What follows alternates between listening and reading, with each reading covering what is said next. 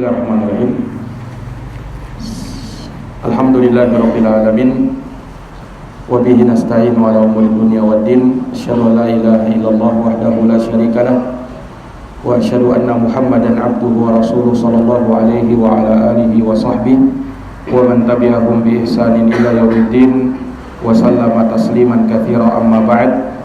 Ikhwani wa akhwati fillah, a'azzani Allah wa iyyakum. Kita lanjutkan sedikit pembahasan dari hukum-hukum puasa di bulan Ramadan sesuai dengan tuntunan Al-Quran dan Sunnah Nabi Sallallahu Alaihi Wasallam. Tadi kita sudah sebutkan siapa saja orang-orang yang boleh untuk tidak berpuasa. Maka pada pembahasan kali ini kita akan sebutkan siapa saja golongan manusia yang wajib untuk mengqadha puasa. Siapa saja orang-orang yang diwajibkan ketika dia berbuka puasa untuk dia mengqadha puasanya, untuk dia mengqadha puasanya. Maka dari apa yang disebutkan dari keterangan ayat Al-Quran maupun hadits Nabi SAW bisa disimpulkan ada 5 golongan manusia yang wajib untuk mengqadha puasa, yaitu membayar utang puasa kalau dia berbuka di bulan puasa. Yang pertama, orang yang sakit. Ya, orang yang sakit yang diharapkan kesembuhannya. Orang yang sakit yang diharapkan kesembuhannya. Dan yang kedua adalah musafir, orang yang safar.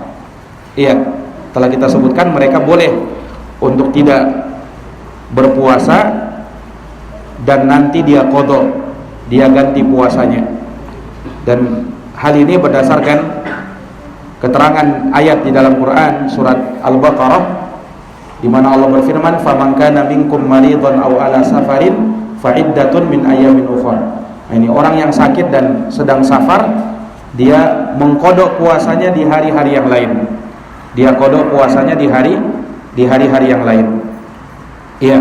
Yang ketiga, wanita yang haid dan nifas. Wanita yang haid dan nifas. Ini boleh juga untuk berbuka tetapi dia qadha. Nah, berdasarkan keterangan dari Aisyah radhiyallahu anha, Aisyah menyebutkan kana yusibuna dzalika. Kami di masa Nabi mengalami haid para perempuan. Fanu'maru biqadha'is shaum, maka kami diperintah mengqadha puasa, wala nu'maru biqadha'is shalah, dan kami tidak diperintah untuk mengqadha salat. Iya, diperintah mengqadha puasa tapi tidak diperintah untuk mengqadha salat. Nah, jadi wanita yang haid dan nifas mereka mengqadha puasanya. Itu golongan yang ketiga. Yang keempat, golongan orang yang mengqadha puasanya adalah orang yang muntah dengan sengaja. Sudah kita sebutkan salah satu pembatal puasa adalah muntah dengan sengaja. Dan kalau dia muntah dengan sengaja, maka dia wajib mengqadha puasanya. Dan ini berdasarkan hadits Abdullah bin Umar radhiyallahu taala anhuma, riwayat Imam Malik dengan sanad yang sahih. Nabi bersabda, ya, man istaqa'a wa huwa sha'im fa 'alaihi al-qadha. Barang siapa yang muntah dengan sengaja dan dia sedang berpuasa, maka wajib bagi dia mengqadha puasanya. Karena puasanya sudah batal. Orang yang muntah dengan sengaja dan dia wajib qadha. Wa man dara'ahul qai' falaysa 'alaihi al-qadha. Dan barang siapa yang dikuasai oleh muntahnya, muntah tidak sengaja, maka batal puasanya tidak batal dan tidak ada qadha baginya. Tidak ada qadha baginya. Jelas ini? Nah, ini golongan yang keempat. Dan golongan yang kelima yang juga wajib untuk mengqadha puasa adalah wanita yang hamil dan menyusui. Wanita yang hamil dan menyusui, maka dia juga diwajibkan mengqadha puasanya berdasarkan pendapat yang kuat dari pendapat para ulama, dan itu yang dirajihkan oleh Syekh Muhammad Ibn Saleh Al-Utsaimin rahimahullahu taala. Iya. Maka inilah 5 golongan manusia yang wajib mengqada puasa. Adapun laki-laki dan perempuan tua yang sudah tak mampu lagi puasa, ini tidak wajib mengqada. Tapi ada kewajiban yang lain. Nanti akan kita sebutkan. Iya. Maka itulah 5 yang wajib mengqada puasa. Ya, dari 5 orang yang 5 golongan manusia yang boleh bagi dia untuk berbuka, tidak berpuasa, ya kan? Hanya satu saja yang tidak wajib mengqada, yaitu wanita tua renta, laki-laki tua renta yang tidak mampu lagi berpuasa. Nah, adapun selain itu 4 golongan wajib mengqada. Ditambah lagi yang kelima, yaitu orang yang muntah dengan sengaja. Orang yang muntah dengan sengaja. Baik. Kalau kita sudah tahu 5 golongan ini wajib mengqada, sekarang kapan waktunya mengqada puasa itu? Jadi yang dimaksud dengan mengqada puasa di sini puasa Ramadan. Kalau dia tinggalkan beberapa hari di bulan Ramadan, dia tidak berpuasa. Ada beberapa hari di saat bulan Ramadan dia tidak puasa. Nah, karena udzur tadi 5 golongan tadi, ya kan, masuk dalam 5 golongan tadi. Ya, sekarang kapan bagi dia untuk mengqada puasanya? Dia mengqada puasanya setelah tanggal 1 Syawal. Itu sudah boleh. Ya, kalau tanggal 1 Syawal kan tidak boleh puasa. Karena hari raya Idul Id, hari raya Idul Fitri. Nah, kalau sudah tanggal 2 Syawal sudah boleh untuk kalau dia mau mulai mengqada puasa. Sudah boleh dari tanggal 2 Syawal. Sampai kapan? Waktunya luas, sampai akhir bulan Sya'ban. Sampai akhir bulan Sya'ban depan. Nah, jelas ini. Nah, jadi waktu mengqada itu luas. Ya, waktu mengqada itu sangat luas. Dari mulai tanggal 2 Syawal sampai bulan Sya'ban. Nah, sampai bulan Sya'ban. Dan ini yang dipahami dari hadits Aisyah, riwayat Bukhari Muslim. Aisyah berkata, "Kana yakunu alayya shaum min Ramadan fama astati'u an aqdiyahu illa fi Sya'ban asy-syughla min Rasulillah sallallahu alaihi wasallam." Kata Aisyah, ya, aku punya utang puasa di bulan Ramadan. Aku punya utang puasa di bulan Ramadan, kata Aisyah. Tapi aku tak sanggup untuk mengqadanya kecuali nanti di bulan Sya'ban. Kenapa?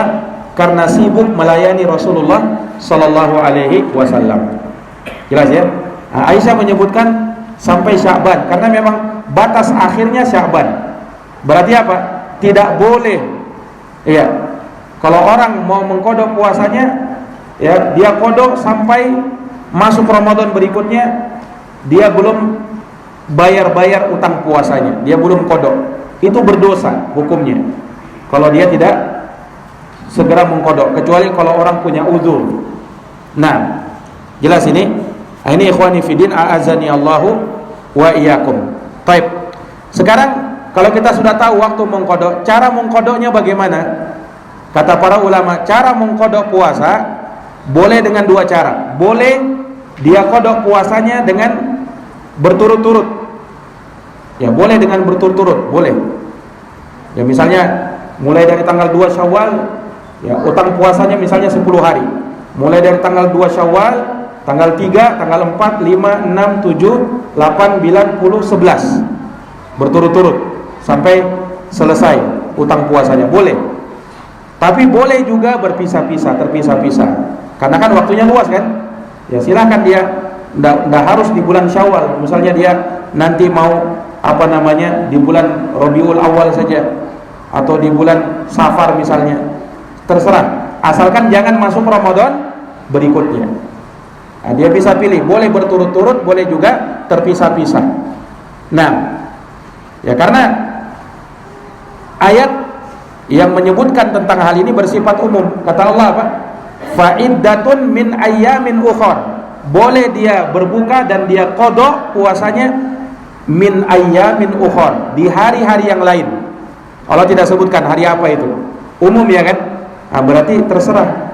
mau kau kodok hari Senin, misalnya tiap satu pekan satu hari, atau tiap sepekan 2 kali, Senin Kamis misalnya mengkodok puasanya, boleh. Jelas ya? Akan tetapi kalau dia segera mengkodok itu lebih utama. Segera mengkodok itu jauh lebih utama. Kenapa? Keumuman ayat bersegera dalam kebaikan, ya kan? Fastabiqul khairat, berlomba-lombalah dalam kebaikan.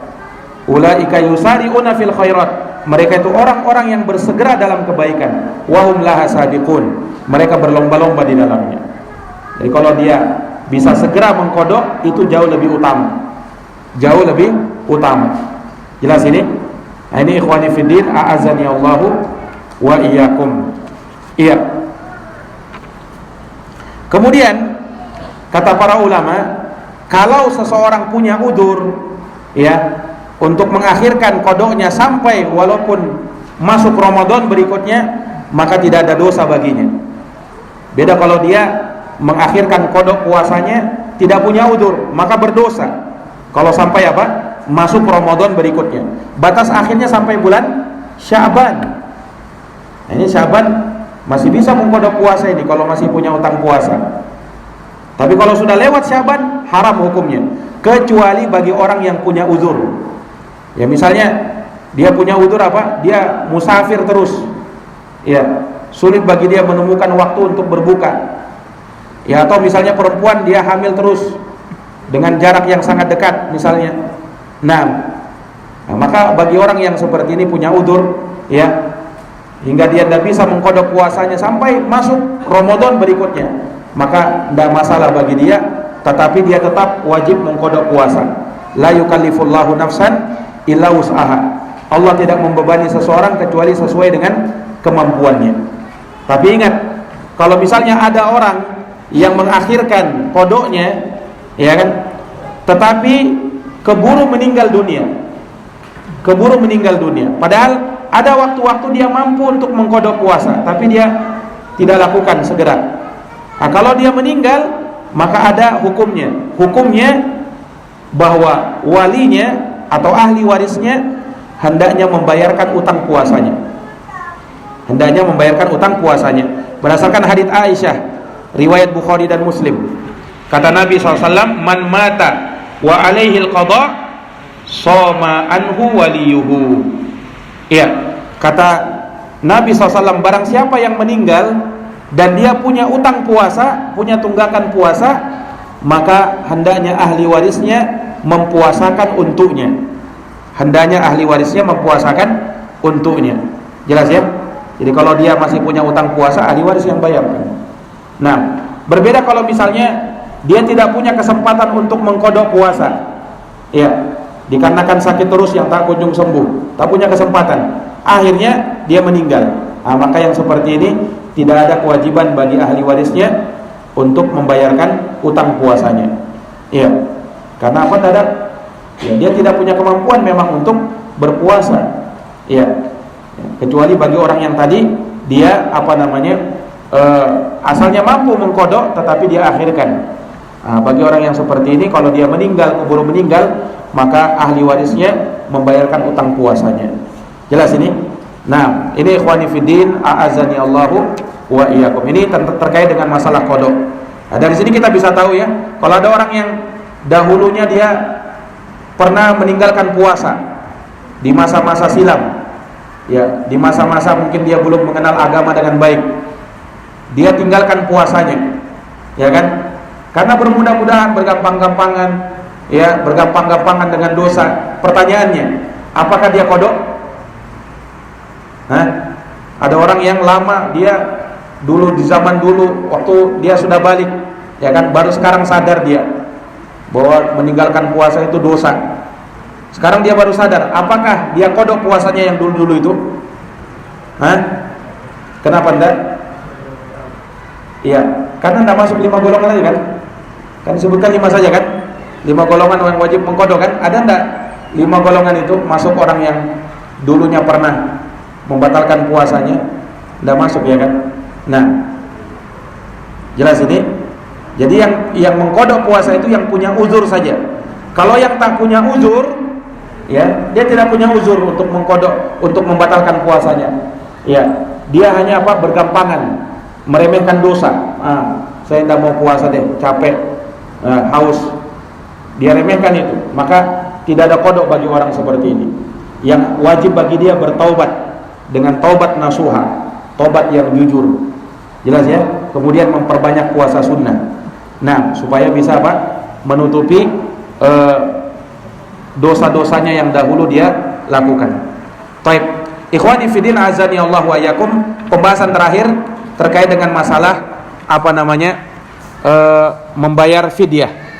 Terkait dengan membayar fidyah. Membayar fidyah itu diperuntukkan bagi 3 orang. Membayar fidyah diperuntukkan bagi tiga orang. Yang pertama bagi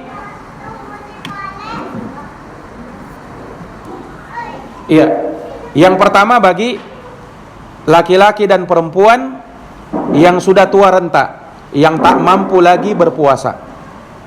Ini golongan yang pertama. Ini golongan yang pertama, yang wajib membayar fidyah. Laki-laki dan perempuan yang sudah tua renta, yang tak mampu lagi berpuasa. Yang kedua, golongan yang kedua, yaitu wanita yang hamil dan menyusui.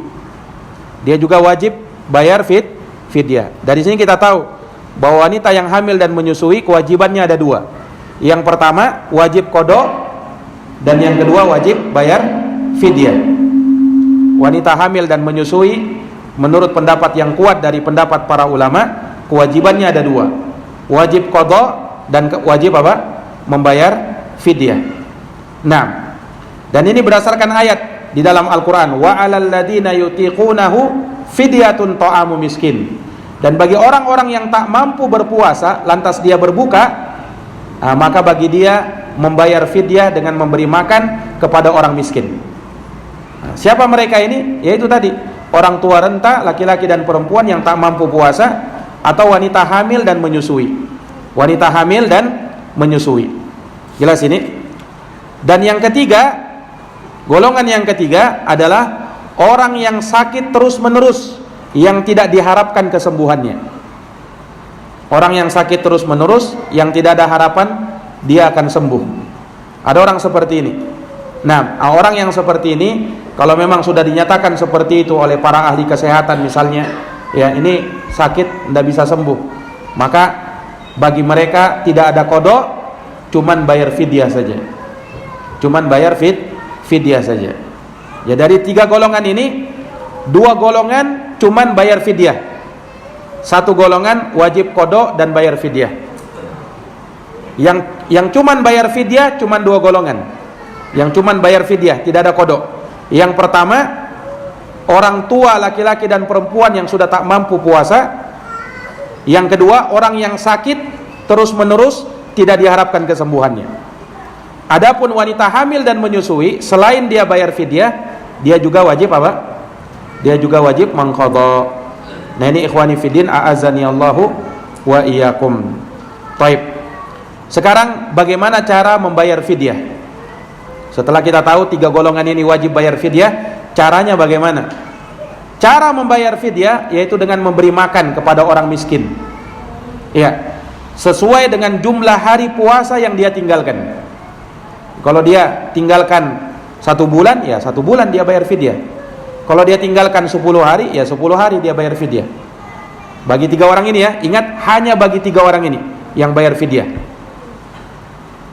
Kalau dia tinggalkan 15 hari, ya 15 hari. Taib. Kalau wanita haid dan nifas bayar fidyah? Tidak. Wanita haid dan nifas tidak bayar fidyah. Nah, orang musafir bayar fidyah? Tidak. 3 orang saja, 3 golongan tadi yang tadi kita sebutkan. Nah, taib. Dan bayar fidyah boleh dibayar sekaligus dan boleh juga terpisah-pisah. Ya, misalnya dia tidak puasa 30 hari misalnya, memang 30 hari dia tinggalkan. Nah, maka boleh dia bayar dulu 10 dulu, nanti ya berikutnya ya mungkin pekan depannya baru 10 lagi, boleh. Boleh juga sekaligus langsung 30. Iya. Kemudian Membayar fidyah harus dengan makanan, tidak boleh diuangkan. Ini ketentuannya. Iya, tidak boleh diuangkan. Karena apa? Allah berfirman dalam Quran, fidyatun ta'amu miskin. Membayar fidyah dengan memberi makan. Memberi apa? Makan. Menunjukkan tidak boleh diuangkan. Uang bukan makanan. Walaupun uang bisa membeli makanan. Nah, tetapi bayar fidyah itu dengan makanan. Jelas ini? Taib. Kemudian dibayarkan kepada orang miskin. Ingat, harus orang apa? Orang miskin. Ya, bukan dibayarkan ke masjid untuk orang buka puasa. Ya, kalau orang buka puasanya semuanya miskin, ya silahkan. Tapi terkadang tidak semua orang yang buka puasa di masjid orang miskin, ya kan? Yang membayar, yang memakan apa namanya makanan fidyah itu orang miskin. Berdasarkan ayat tadi kan, fidyatun ta'amu miskin. Membayar fidyah dengan memberi makan orang miskin. Jelas ini? Nah, maka yang memakannya hanya orang miskin saja. Nah, ini ikhwani fiddin a'azani Allahu wa iyyakum. Baik. Kemudian terkait dengan jenis makanannya, ya. Maka jenis makanannya ini bersifat umum dan disebutkan di dalam ayat. Yang jelas, ya, apa yang disebut dengan makanan, ya, dari makanan-makanan yang dimakan oleh manusia di negeri tersebut, maka itu ya dianggap sebagai makanan fidyah. Ya, kalau di negeri kita ya ada nasinya, ada lauknya, nah itu bisa menjadi apa? Fidyah. Jelas ini. Dan dia membayar fidyah cukup sekali saja. Jadi misalnya kan dalam sehari kan orang makan berapa kali? 3 kali kan? Tidak harus tidak wajib dia kasih makan orang 3 kali. Tetapi apa? Sekali saja. Dia kasih makan sekali. Misalnya untuk makan siangnya saja atau makan malamnya saja. Nah, jelas ini. Kemudian makanannya boleh makanan mentah atau makanan sudah siap makan. Ya, kalau dia sudah siap makan dia boleh misalnya bayar fidyah dengan kasih makan nasi kotak misalnya atau nasi bungkusan yang sudah ada lauknya di situ boleh. Boleh juga dengan mentahannya. Ya masih berupa beras. Dia kasih beras, boleh kepada orang-orang miskin. Jelas ini? Tetapi kalau dia kasih beras, hendaknya dia sertakan lauknya juga. Dia sertakan apa? Lauknya juga. Nah, jelas ini? Baik. Adapun kadarnya berapa tiap satu orang miskin berapa? Ini tidak disebutkan di dalam ayat. Nah, sehingga kadarnya kembalikan kepada kebiasaan saja. Yang jelas cukup bagi dia makan satu porsi itu. Tidak terlalu banyak, tidak juga terlalu sedikit. Yang jelas cukup bagi dia makan pada waktu itu. Iya. Di waktu siangnya atau di waktu malamnya. Jelas ya?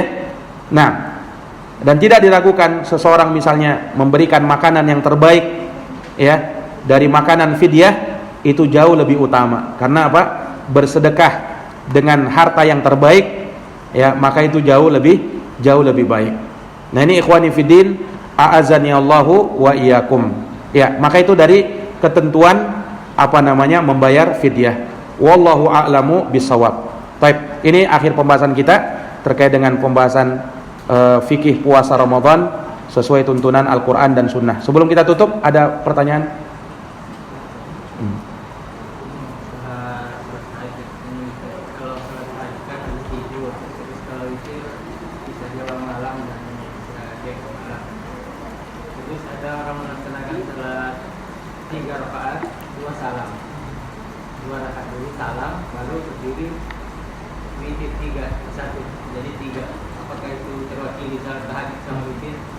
Iya, asalnya sholat witir itu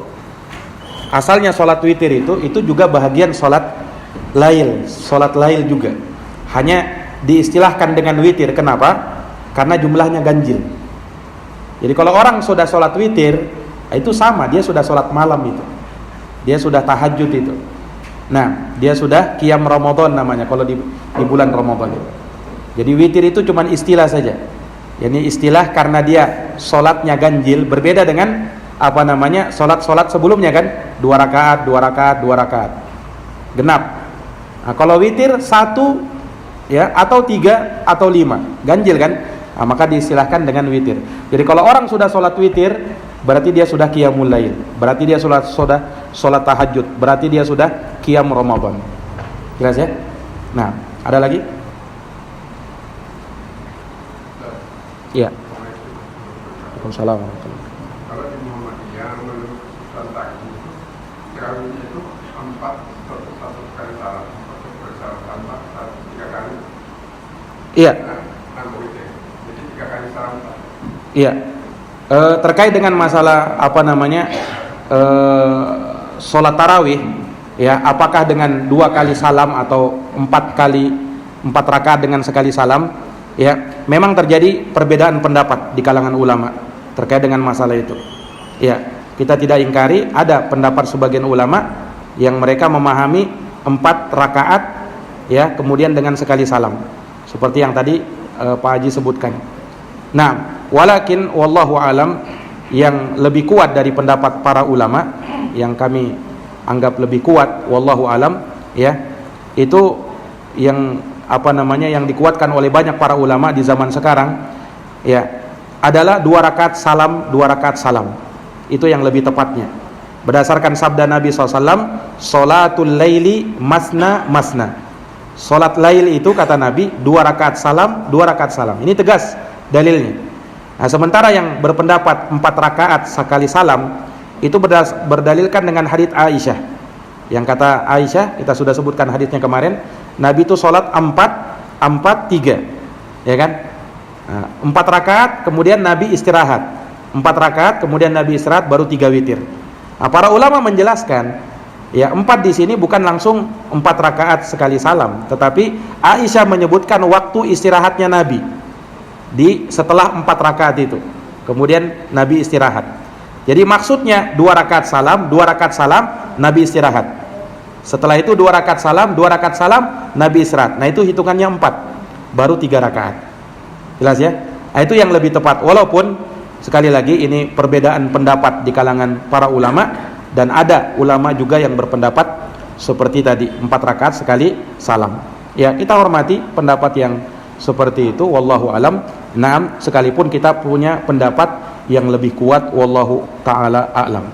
Nah, ada lagi? Ya. Kebetulan di rumah kami dekat dengan salah satu masjid, yang mana kalau sholat subuh itu adanya mundur antara 5 sampai 10 menit dari masjid yang lainnya. Nah, pertanyaannya, bila kami azannya mundur berarti dia agak masjid yang lain jam 5, dia mundur jadi jam 5 lewat 10 atau jam 5 lewat 5 gitu. Pertanyaannya, kalau kita puasa, kita mengikuti masjid mana untuk akhir waktu sahur? Iya, ikuti keumuman masjid. Ikuti keumuman masjid yang mereka memang memakai jadwal yang sudah ditentukan oleh apa namanya pihak-pihak yang menentukan jadwal-jadwal itu, ya, karena mereka juga sudah melalui penelitian. Sementara yang menunda, ya, 5 menit 10 menit setelahnya, itu kan berdasarkan hitungan mereka yang wallahu alam kebenarannya. Sementara yang kita amalkan, apa yang ada di negeri kita, itu juga mereka sudah melalui penelitian, ya kan? Ya memang apa namanya sempat banyak rame-rame ya ketika terkait dengan masalah sholat subuh. Ada yang mengatakan sholat subuh itu sekarang itu agak, katanya apa, kecepatan, ya kan? Nah, ya mungkin mereka menghitungnya dengan hitungan mereka sendiri, tetapi ya juga kita tidak salahkan, ya, pemerintah kita yang sudah mereka apa namanya menetapkan hal tersebut juga dengan berdasarkan apa penelitian juga, ya. Maka wallahu alam kita ikuti kebanyakan apa namanya masjid pada hari ini, ya, sesuai dengan jadwal-jadwal yang ditetapkan oleh pemerintah kita. Naam, maka itu lebih selamat, wallahu alam. Jadi ikuti keumuman masjid saja. Boleh lanjut, ya? Nah, Kalau berhubungan dengan sholat, masjid yang lain sudah selesai, kita sudah tiba di masjid yang menyatakan sholat ini, belum adzan subuh. Bolehkah kita sholat ini qobliyah subuh? boleh, tidak ada masalah. Tidak ada masalah. Iya, tidak ada masalah. Selama waktu subuh, karena waktu subuh itu kan panjang, ya kan? Waktu subuh panjang selama belum terbit apa? Matahari. Ya, berarti kalau sudah terbit matahari, sudah habis waktu subuh. Ya. Nah, selama waktu itu masih ada, ya dia masih boleh untuk sholat sunnah. Karena memang ya yang dianjurkan kalau sholat subuh itu untuk menunggu jamaah itu ya kita agak perlama ya, qomatnya, supaya orang-orang sholat sunnah itu bisa diberikan kesempatan ya, karena utama kan orang yang sholat sunnah sebelum subuh itu sholat qobliyah yang paling utama, sholat rawatib paling utama, sholat sunnah sebelum subuh. Nah, maka memang dianjurkan kalau sholat subuh itu ya dikarenakan manusia memang ya agak lambat datang ke masjid dikarenakan subuh ya kan, mereka harus bangun, mereka harus persiapan ya, tidak ada masalah kalau setelahnya itu agak diperlama. Nah ya mungkin 10 menit baru setelahnya itu dia qomat ya, atau beberapa menit itu bagus, tidak ada masalah. Nah selama tidak terlalu sampai terlalu jauh waktunya ya. Nah masjid itu belum ada gitu. Iya. Nah. Kalau pikiran rumah itu komatnya lebih cepat, kita memilih masjid yang lebih jauh. Kenapa? Kalau yang subuhan kan masjid yang kita tutup komatnya lebih cepat. Jadi kita milih masjid yang agak jauh. Komatnya lebih cepat. Lebih cepat dari aja. Ya, tidak ada keharusan dia harus pilih masjid yang lebih jauh. Sebagaimana tidak ada keharusan juga dia harus sholat di situ. Dia mau pilih masjid yang jauh, silahkan. Ya, dia mau pilih masjid yang dekat itu karena sudah qomat, dia mau sholat di situ, silahkan juga.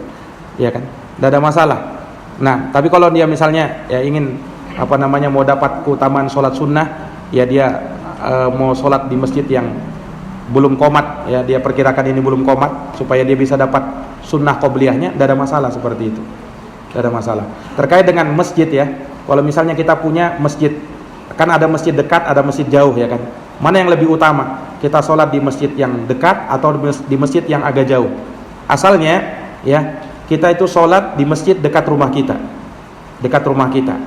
Nah kecuali kalau misalnya masjid dekat rumah kita ya sering melakukan hal-hal yang baru yang tidak ada tuntunannya. Sementara ada masjid yang agak sedikit jauh, ya masjidnya lebih sunnah. Nah maka kita sholat di masjid yang lebih sunnah itu. Ya kecuali kalau misalnya bisa mengundang fitnah, ya dia sesekali lah sholat di masjid dekat rumahnya.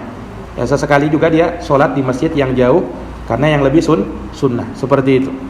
Nah jelas ya. Wallahu alam bissawab. Ya. Waalaikumsalam. Tadi dikatakan sholat sunnah yang paling utama adalah bagaimana itu kalau tidak sempat melakukan sholat sunnah pada itu paling utama? Apakah boleh kita melakukan segala sholat sunnah? Nah, iya, sholat rawatib ya itu boleh untuk diqadha. Sholat rawatib boleh untuk diqadha. Jangankan rawatib subuh, rawatib yang lainnya zuhur, asar juga boleh untuk diqadha. Boleh untuk diqadha. Dan terkait dengan rawatib subuh, itu ada dalil khususnya. Ya, salah seorang sahabat pernah setelah sholat subuh dia sholat sunnah. Setelah sholat subuh, Nabi tanya, ini sholat sudah apa ini? Ya, maka dia sebutkan bahwa tadi aku ya Rasulullah tidak sempat mengerjakan sholat sunnah qobliyah subuh, maka ini gantinya, ini qadha-nya. Ada Nabi SAW membenarkannya, menunjukkan boleh untuk diqadha. Nah itu bagi orang yang misalnya ketiduran atau dia tidak sempat melakukannya, nah boleh diqadha. Nah, mengqadhanya boleh langsung setelah selesai sholat subuh, boleh juga nanti setelah matahari terbit dia qadha di situ boleh. Nah wallahu alam. Iya, sekira tidak ada lagi ya. Nah, mungkin kita cukupkan pengajian kita pada malam hari ini, dan dengan ini selesai sudah pembahasan kita tentang fikih Ramadan sesuai tuntunan Al-Quran dan Sunnah Nabi. Mudah-mudahan ini bisa menjadi bekal bagi kita dalam menyambut bulan Ramadan yang segera akan tiba insyaallah ta'ala, dan Allah subhanahu wa ta'ala memberikan taufik kepada kita untuk bisa mengamalkan apa yang sudah kita pelajari, apa yang sudah kita pahami ya, agar Ramadan tahun ini bisa lebih bermakna, bisa lebih memberikan arti dan membekas di dalam hati kita.